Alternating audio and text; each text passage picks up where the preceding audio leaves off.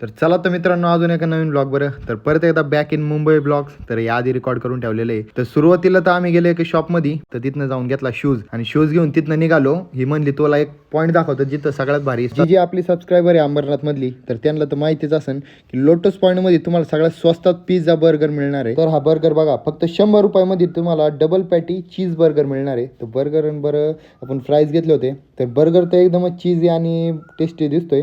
तर खाऊन बघूया. तर बर्गर तर एकदमच नादिक होता. तर बर्गरला पचवण्यासाठी पहिल्यांदा कॅम्पा मागितला, पण कॅम्पा काय मुंबईमध्ये नव्हता. तर त्यांना म्हणलो आपल्यासाठी एक कोक घेऊन या. तर कोको कोला प्यायल्यानंतर आपला आला पिझ्झा. तर पिझ्झाचं नाव काय होतं तिथं मला काय आठवना, पण पिझ्झा बघा तुम्ही एकदमच मस्तपैकी वरनं फ्लेम ब्लेम मारून मस्तपैकी वरनं जाळून का कुरकुरीत पिझ्झा बनवून दिला यांनी आम्हाला. तर पिझ्झा खाऊन बघूया. पिझ्झा तर एकदमच नादिक दिसतो या. तर पिझ्झा खाऊन झाल्यानंतर दिदीला म्हणलो एवढं सगळं फास्ट फूड झालंय तर अजून थोडं. तर त्यानंतर पेलो फालुदा. तर फालुदा तर लय दिवसानंतर खाल्ला, पण फालुदा त्याचा नाद नाही बाई. तर मित्रांनो लय जण मला ब्लॉग बघतात, पण कोण फॉलो करा ना, तर नक्की फॉलो करा. कारण तुम्ही फॉलो केल्याने मला पण एनर्जी ती व्हिडिओ बनवायची. चला तर मित्रांनो भेटूया पुढच्या ब्लॉगमध्ये.